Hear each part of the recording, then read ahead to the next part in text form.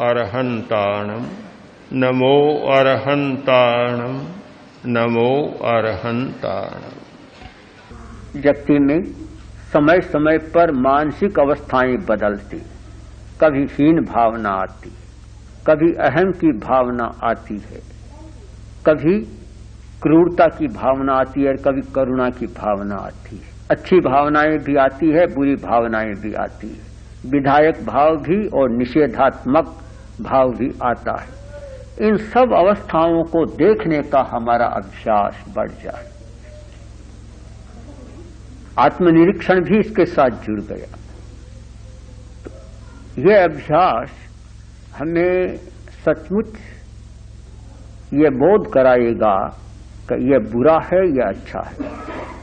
जब तक नहीं देखते हैं तब तक बुरा है ये दूसरा कहता है, हम बहुत ज्यादा कारगर वह नहीं होता मानना भी। दूसरे से सुनी हुई बात पर तो बुरा क्या है अच्छा क्या है ये मानने की बात आता है। तो हमें इस पर चिंतन करना है व्यापक दृष्टि से। आत्मा के द्वारा आत्मा को देखें, एक इतना बड़ा ध्येय सूत्र हमें मिला है कि जिसके आधार पर साधना का अध्यात्म का बहुत विकास किया जा सकता है। इसकी गहराई को समझना है। प्रशिक्षक के धारणा में ये बहुत स्पष्ट रहना चाहिए, तभी वह शिविरार्थी को कुछ बता सकेगा, पूरा नहीं बताया जा सकेगा। और जो शिविर में पहली बार दूसरी बार आते हैं पूरा पकड़ भी नहीं पाएंगे, किंतु प्रशिक्षक की जो स्पष्टता रहेगी वह स्पष्टता दूसरे के लिए बोध का कारण बनेगी। यदि प्रशिक्षक भी अस्पष्ट है और केवल वह दोहरा देता है कि आत्मा के द्वारा आत्मा को देखो, उसे पता ही नहीं कि किसको देखें कौन देखे, इसका भी पता नहीं है, तो फिर वह क्या स्पष्टता दे सकेगा। इसलिए प्रशिक्षक के लिए बहुत आवश्यक है कि वे हर बात को गहराई के साथ समझे। कोरा रटना नहीं है, रटना तो है ही, कंठस्थ करना आवश्यक है, परंतु गहराई के साथ समझना, उस पर चिंतन करना, मनन करना बहुत आवश्यक है। और जैसे गंभीर चिंतन और मनन चलेगा तो एक एक कली खिल जाएगी। फूल खिलता है कली कली जैसे, एक एक कली खिल जाए और इतना विकसित हो जाए कि जो करा रहा है कह रहा है स्वयं में बिल्कुल साफ उसका प्रतिबिंब है, कहीं कोई संदेह संशय नहीं है। इस स्थिति में जो ध्यान का प्रयोग कराया जाए वह दूसरे के लिए, शिविरार्थी के लिए बहुत ही लाभकारी होगा और वह इस बात को पकड़ पाएगा और उसे ऐसा लगेगा कि कराने वाला बहुत अच्छा कराता है, इसलिए ध्यान बहुत अच्छा हो रहा है। तो इन सारी स्थितियों संदर्भों को ध्यान में रखकर और हमें हर क्रिया के चरण को पकड़ना है, उसे समझना है। और आज का जो हमारा विषय रहा आत्मा के द्वारा आत्मा को देखें, इसके आशय को गहरे में उतारना है, हृदयंगम करना। देखने वाला पर्याय है चेतना, ज्ञान आत्मा, उपयोग आत्मा कहो, ज्ञान योग आत्मा। अब चंचलता को देखना है, मन की चंचलता, शरीर की चंचल, इतना बड़ा परिवार है कि इस बड़े कमरे में भी नहीं समाता, उन सबको देखना है। तो आत्मा के स्वाभाविक पर्यायों को भी देखना है और आत्मा के वैभाविक पर्यायों को भी देखना है। देखना सबको है। आ रहा है तो वहां से जो चैतन्य आ रहा है, सूरज है, अब सूरज की रश्मियां आ रही है, तो द्रव्य आत्मा चैतन्य का पिंड है, वहां से ज्ञान की रश्मियां आ रही है और वे रश्मियां जब यहाँ कर अपना काम करती है तो उनका नाम बन जाता है उपयोग आत्मा। तो बस हम उपयोग यानी ज्ञान की प्रवृत्ति करते हैं तो हम देखते। तो एक ये भी हो सकता है कि प्रशिक्षकों के मन में कोई प्रश्न हो तो वे रखते, उन पर विचार हो जाए, अन्यथा हम चलाएं। जिज्ञासा हो तो वो रखे। हाँ,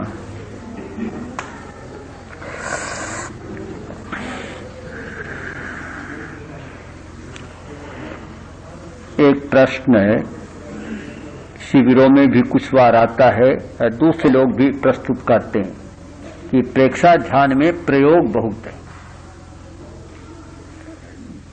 कुछ प्रयोग होने चाहिए, जैसे दूसरे लोग भी कहते हैं कि हम तो 1-2 प्रयोग ही सघन कराते हैं और प्रेक्षा ध्यान में प्रयोग बहुत कराते हैं। यह प्रश्न आता है, इसको भी समझ लें कि अनेक प्रयोग क्यों कराए जाते हैं। इसके पीछे सिद्धांत एक है कि मनुष्य में वृत्तियां अनेक हैं। अनेक वृत्तियों के लिए 1-2 प्रयोग पर्याप्त नहीं होते। वैसे श्वास का प्रयोग करना, शरीर को देखना, तो श्वास प्रेक्षा, शरीर प्रेक्षा काफी महत्वपूर्ण प्रयोग हैं, किंतु सब समस्याओं के लिए वे पर्याप्त नहीं है। एक सिद्धांत रहा कि अनेक समस्याएं, अनेक वृत्तियां, उनके लिए प्रयोग भी अनेक होने चाहिए। सब लोगों की एक दवा। हाँ, एक सूंठ का गांठिया लेकर और पंसारी बनना ठीक नहीं। सब रोगों की एक दवा नहीं हो सकती। अब इतनी दवाइयां क्यों, खाने में इतना क्यों? एक गेहूं की रोटी से पेट तो भर सकता है, हाँ पेट भरना है, फिर साग क्यों, फिर चिकनाई क्यों, फिर फ्रूट क्यों, विटामिन क्यों, लवण क्यों, क्षार क्यों, सब इतनी चीजें क्यों?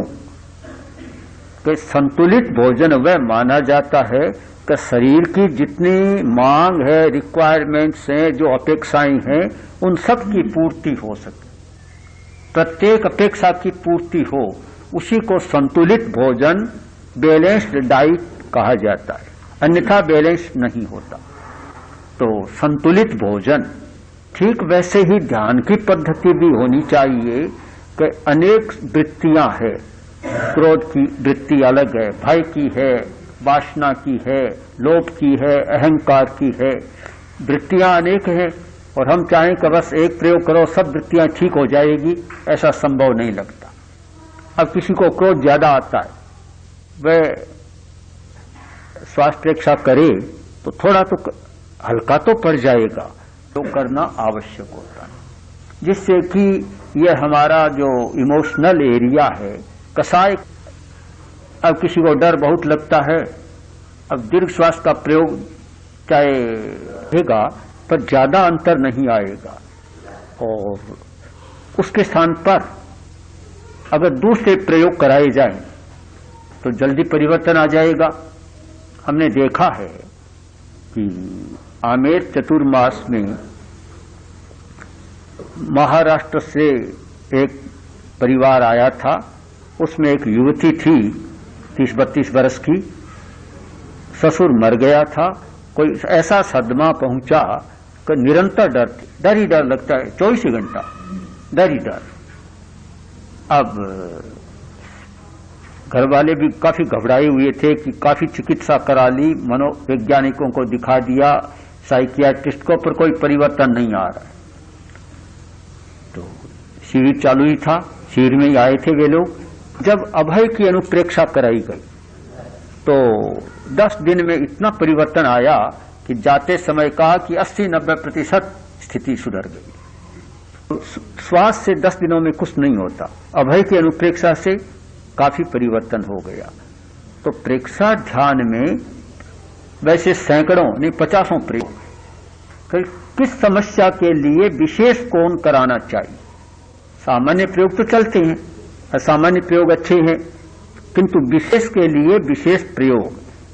आजकल जैसे डॉक्टर बनते हैं, सामान्यतः MBBS, MD, MS ये सारे कर लेते हैं, डॉक्टर हो जाते हैं। किंतु आजकल स्पेशलाइजेशन का और चला है, विशेषज्ञ, आई स्पेशलिस्ट,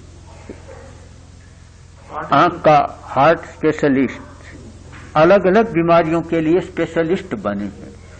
तो हमें भी ये ध्यान में रखना है कि ध्यान की दो पद्धतियां, एक सामान्य पद्धति जिसमें दीर्घ श्वास, कायोत्सर्ग, शरीर प्रेक्षा आदि आदि सामान्य पद्धतियां हैं, किंतु जहां विशेष प्रकार की समस्या है वहां तो स्पेशलिस्ट बनना होगा, विशेषज्ञता का प्रयोग करना होगा, वहां सामान्य पद्धति से काम नहीं चलता।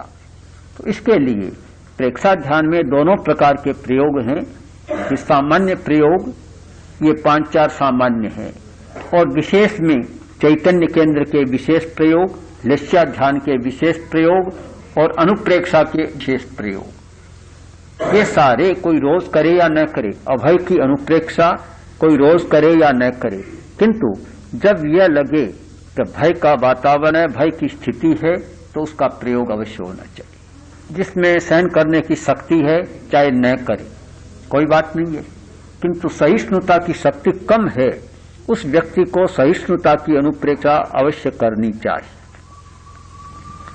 अब दीर्घ श्वास का कायोत्सर्ग का प्रयोग तो बिना किसी समस्या के रोज करना चाहिए।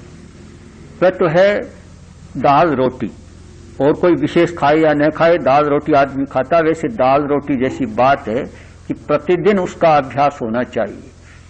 और जब अपेक्षा लगे कि मुझ में यह वृत्ति है और उसे बदलना है, या जो शिविर में आए हैं उनमें इस प्रकार की वृत्तियां हैं और उनकी वृत्ति को बदलना है, तो उन्हें विशेष प्रकार के प्रयोग सुझाने चाहिए।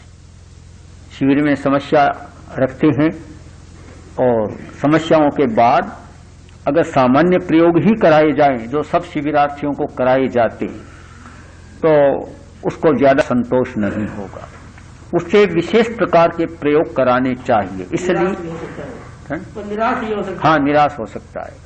इसलिए प्रशिक्षक को दोनों प्रकार के प्रयोगों की जानकारी होनी चाहिए। ये तो सामान्य प्रयोग हैं जो शिविर में चलने ही चाहिए, और ये विशेष प्रयोग हैं जो विशेष समस्या और विशेष स्थिति पर कराए जाने चाहिए। यह तो नहीं कि कोई भी डॉक्टर, वैद्य सब दवाइयों को एक साथ काम में लेता है, एक साथ तो नहीं लेता। सैकड़ों दवाइयां पड़ी है, और हो सकता है 10 दिन कोई दवाई काम ही न आए, सामान्य काम आ जाए, किंतु जब विशेष प्रकार के रोगी आते हैं तो उन दवाइयों से काम लेना होता है। सामान्य रोगी को कोई वैद्य ये लवंग, सूंठ, पीपर, काली मिर्च दे देगा, इनसे काम चला लेगा, किंतु विशेष रोगी आ गया, इनसे काम नहीं चलेगा, वहां तो फिर बड़ी औषधियों से काम लेना पड़ेगा।